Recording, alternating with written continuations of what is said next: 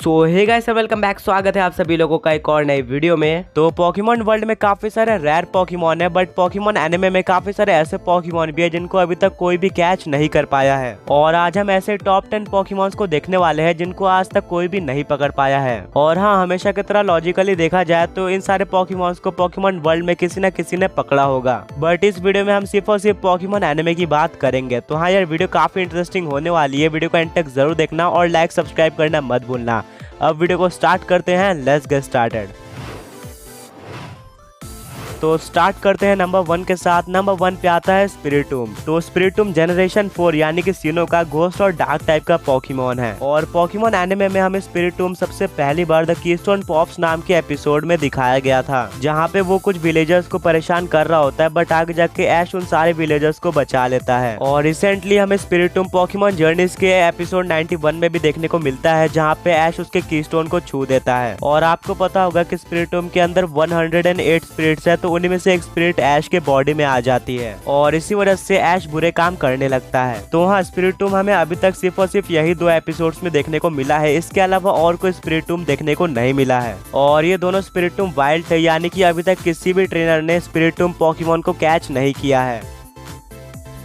Number 2 पोरीगॉन। तो पोरीगॉन एक pure normal type का पोकेमॉन है जेन 1 यानी कि कैंटो से, एंड ये इवॉल्व होता है पोरीगॉन 2 में एंड फिर फाइनली पोरीगॉन जी में। तो पोरीगॉन हमें सबसे पहली और आखिरी बार इलेक्ट्रिक सोल्जर पोरीगॉन नाम के एपिसोड में देखने को मिलता है। और ये एपिसोड बैंड हो गया था क्योंकि इस एपिसोड के कुछ सीन्स में काफी ज्यादा ब्राइट लाइट दिखाई गई थी, जिसको देखने के बाद जापान में 600 से भी ज्यादा बच्चों को सीजर प्रॉब्लम हो गई। एंड इसके बाद से ही ये एपिसोड जापान के बाहर कहीं पे भी रिलीज नहीं हुआ है। और इसी के बाद से पोरीगॉन पोकेमॉन के ऊपर बैन लगा दिया गया है, जिस वजह से वो अभी तक हमें कोई भी मूवी या फिर किसी भी एपिसोड में देखने को नहीं मिला है। और कभी कभी हमें पोरीगॉन ओपनिंग क्रेडिट्स में देखने को मिल जाता है, बट उस एपिसोड के बाद से वो अभी तक हमें किसी भी मेन एपिसोड में देखने को नहीं मिला है। और सेम यही केस है पोरीगॉन के एवोल्यूशन यानी कि पोरीगॉन 2 और पोरीगॉन जी के साथ।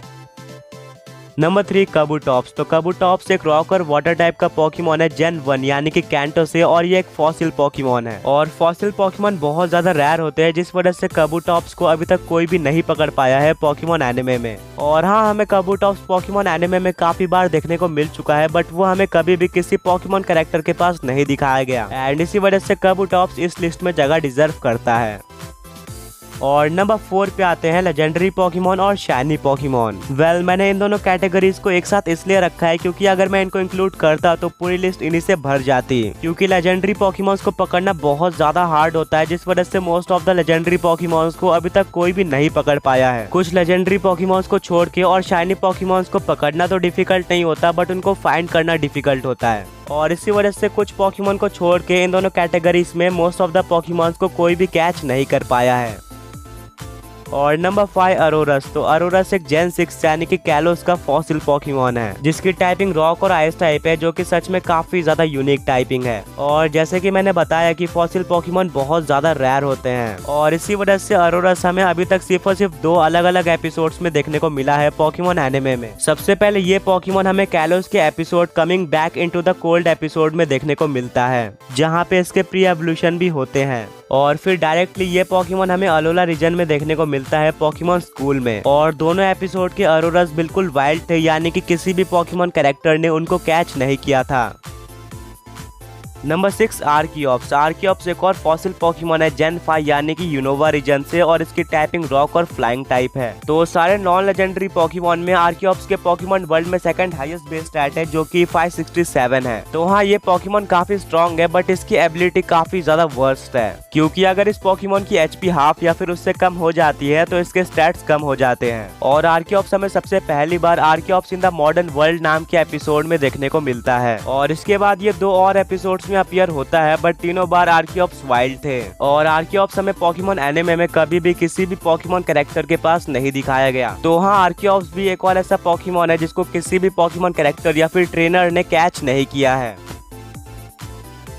नंबर 7 डेलमाइस। तो डेलमाइस एक घोस्ट और ग्रास टाइप का पॉकीमॉन है जनरेशन 7 यानी कि अलोला रीजन से। और ये पॉकीमॉन एक एंकर पे बेस्ड है बट इसके पास टेल टाइपिंग नहीं है। और पॉकीमॉन एनिमे में डेलमाइस को बहुत ही कम स्क्रीन टाइम मिला है। ये सिर्फ और सिर्फ एक ही एपिसोड के लिए अपीयर हुआ था जो कि एक पॉकीमॉन सन एंड मून का एपिसोड था जहाँ पे ये मिस्टिक वाटर को प्रोटेक्ट कर रहा था। और आगे जाके लाना ने डेलमाइस को डिफीट भी कर दिया था बट इसके बाद हमें डेलमाइस कभी भी देखने को नहीं मिला पॉकीमॉन एनिमे में। यानी कि ये उन कुछ पॉकीमॉन में से एक है जिनको बहुत ही कम स्क्रीन टाइम मिला है। और जिस एपिसोड में डेलमाइस अपीयर हुआ था उस एपिसोड में डेलमाइस वाइल्ड था और उसके अलावा हमें और कोई डेलमाइस देखने को नहीं मिला। तो हाँ, ये एक और ऐसा पॉकीमॉन है जिसको अभी तक किसी ने भी कैच नहीं किया है।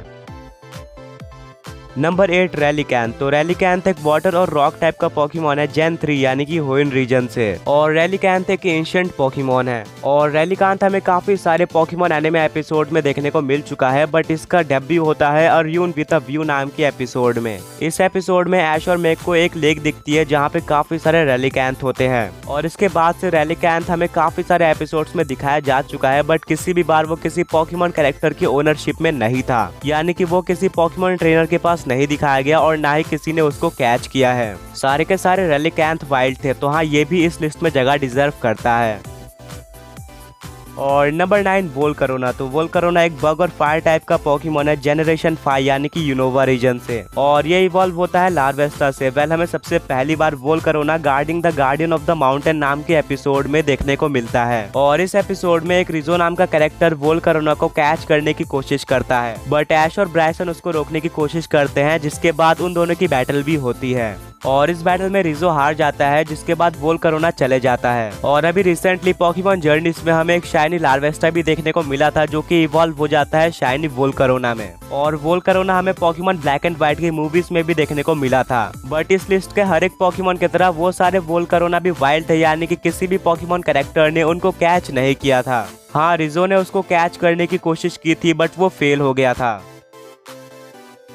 और फाइनली नंबर 10 ओमस्टार। तो ये एक और फॉसिल पॉकीमॉन है इस लिस्ट का जिसकी टाइपिंग रॉक और वाटर टाइप है। और ये पॉकीमॉन जेन 1 यानी कि कैंटो से बिलोंग करता है और ये हमें काफी सारे एपिसोड्स में दिखाया जा चुका है बट इनमें से कोई भी ओमस्टार किसी पॉकीमॉन कैरेक्टर की ओनरशिप में नहीं था बल्कि सारे के सारे ओमस्टार वाइल्ड थे। और हाँ, द मास्टरमाइंड ऑफ माइरेज पॉकीमॉन नाम के एपिसोड में डॉक्टर यंग ने एक माइरेज ओमस्टार को यूज किया था। बट अगर आपको नहीं पता तो माइरेज पॉकीमॉन होलोग्राफिक पॉकीमॉन होते हैं यानी कि फेक पॉकीमॉन होते हैं और ये रियल पॉकीमॉन नहीं था। तो हाँ, ओमस्टार को अभी तक पॉकीमॉन एनिमे में कोई भी पॉकीमॉन कैरेक्टर कैच नहीं कर पाया है और इसी वजह से ओमस्टार इस लिस्ट में आता है।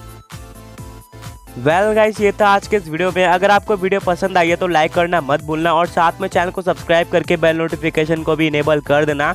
तो हाँ, दोबारा मिलेंगे एक और ऐसे ऑसम वीडियो के साथ। Until then, peace out.